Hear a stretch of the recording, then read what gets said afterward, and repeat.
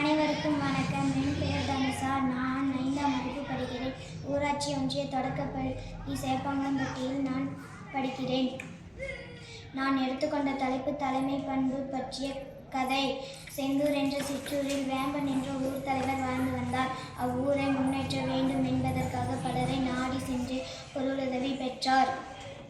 அவ்வூருக்காக திறமையான நிர்வாகியை தேர்ந்தெடுக்க வேண்டும் என்பதற்காக மக்களிடம் சொன்னார்.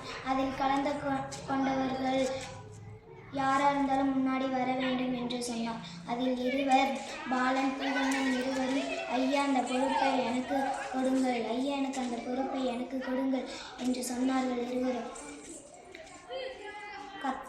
அமைதியாக இருங்கள், உங்களுக்கு 3 போட்டிகள் வைப்பேன், அது யார் வெற்றி பெறுவார்களோ அவங்க தான் திறமையான நிர்வாகி, அவருக்கு தான் பொறுப்பை ஒப்படைப்பேன் என்று சொன்னார் ஊர் தலைவர்.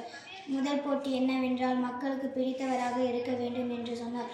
அதில் பாலன், நான் மக்களுக்கு அறுசுவை உணவு தருகிறேன் என்று பாலன் சொன்னார். பூவண்ணன், நான் திறமைசாலிகளுக்கு தொழில் சார்ந்த பயிற்சிகளை கற்றுக் கொடுப்பேன். ஐயா, முதல் போட்டி முடிந்துவிட்டன, 2வது போட்டி என்னங்கய்யா என்று இருவரும் கேட்டார்கள். 2வது போட்டி என்னன்னா, மக்கள் சமூக பொருளாதார முன்னேற்ற மேம்படுத்த வேண்டும் என்று சொன்னார். அதில் பாலன், நான் என் சொத்தை பூரா மக்களுக்கு பிரித்து கொடுக்க போகிறேன் என்று சொன்னார். பூவண்ணன், நான் திறமைசாலிகளுக்கு கல்வியையும் கலைகளையும் கற்றுக் கொடுப்பேன் சொன்னார். 3வது போட்டி என்ன ஐயா என்று கேட்டார்கள். நாளை வாங்கள் என்று சொல்லிவிட்டு எல்லோரும் வீட்டிற்கு சென்றார்கள். நாளை வரும் வழியில் ஒரு மரத்தடியில் மூதாட்டி ஒருவர் படுத்து இருந்தார், எந்திரிக்க முடியாமல். அந்த வழியாக பாலன் வந்து கொண்டிருந்தார். ஐயோ தம்பி, என்னை தூக்கி விடுப்பா என்று மூதாட்டி கேட்டார்.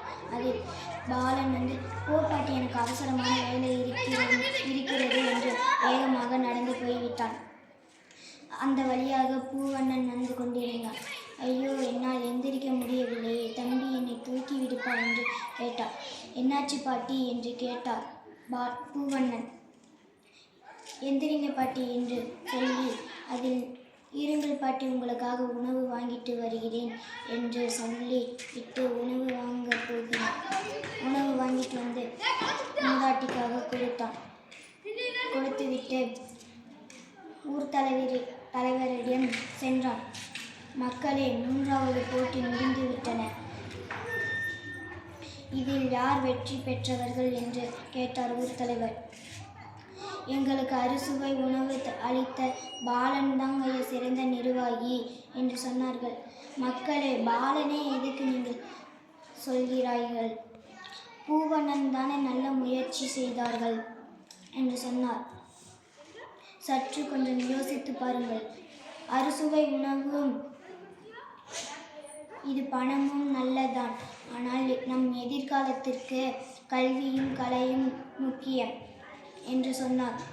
இதில் வெற்றி பெற்றவர் பூவண்ணன் தான் என்று சொன்னார். அதில் ஊர் மக்கள் இதை ஏற்றுக்கொள்கிறோம் ஐயா என்று சொல்லிவிட்டார்கள்.